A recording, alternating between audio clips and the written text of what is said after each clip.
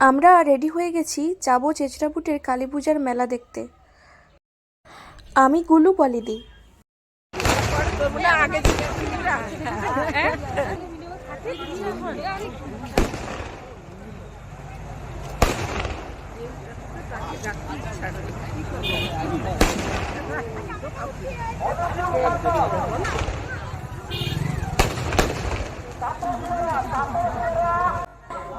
Bomb ফাটাগুলো দেখতে সুন্দর লাগলেও কিন্তু নিঃশ্বাস নিতে খুবই অস্বস্তি হচ্ছিল।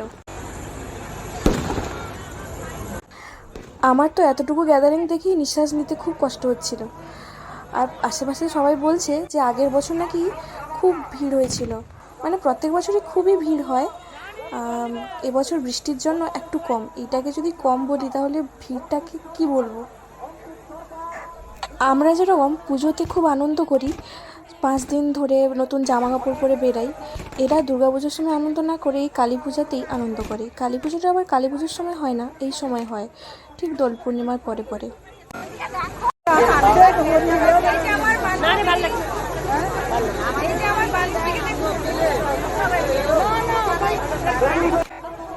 আপনাদের মনে হয়তো প্রশ্ন হতে পারে যে আমার বান্ধবী কেন এত সেজে এসেছে।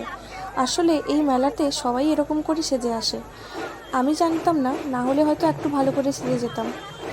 মণ্ডপের বাইরে জুতো রেখে আমরা প্রবেশ করলাম। মন্দিরটা অনেক দূরে, তার সামনে থেকে অনেক বড় একটা মণ্ডপ হয়েছে আর অনেক অনেক ফুল দিয়ে সাজানো। আর বেশ নিচে বসারও ব্যবস্থা করে দিয়েছে, যারা ব্রতী তারা বসে অপেক্ষা করছে কখন পূজা আরম্ভ হবে। আমরা যখন আসি তখন কিন্তু ঘট তুলতে গেছে, এখনও ফেরেনি। আমরা হয়তো ঠিক সময় এসেছি। মন্দিরের ভিতরে প্রতিমা দেখে মনে হয়েছিল এটি হচ্ছে মন্দিরের আদি প্রতিমা, কিন্তু পরে জানতে পারলাম এই প্রতিমা নাকি গড়া হয়েছে। রক্ষাকালীর মূর্তি যেদিন গড়া হয় ওই দিনই পূজা করা হয়, তাই।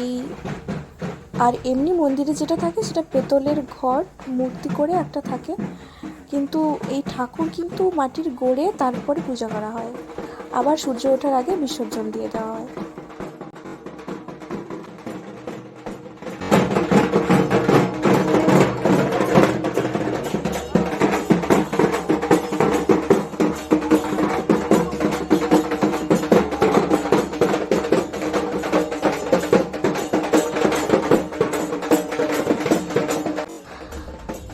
ঘট তোলা হয়ে গেছে, এবার পুজো শুরু হবে নিশ্চয়ই।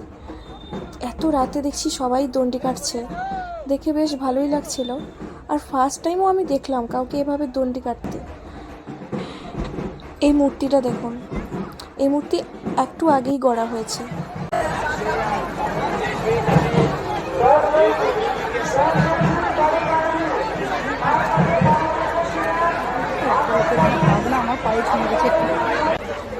কতজন একসাথে দণ্ডি কাটছে, দেখ কতজন একসাথে দণ্ডি কাটছে।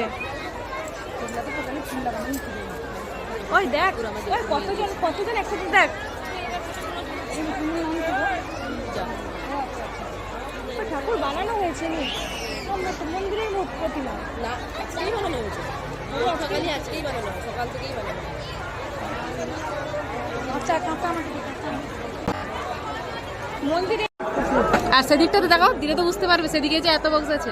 না, এটা আমাদের চেচড়াপুটের, ওটা করঞ্জি, একসঙ্গে মিলে করা মেলাটা হয়। হ্যাঁ, একসঙ্গে মিলে মেলা হয়। কিন্তু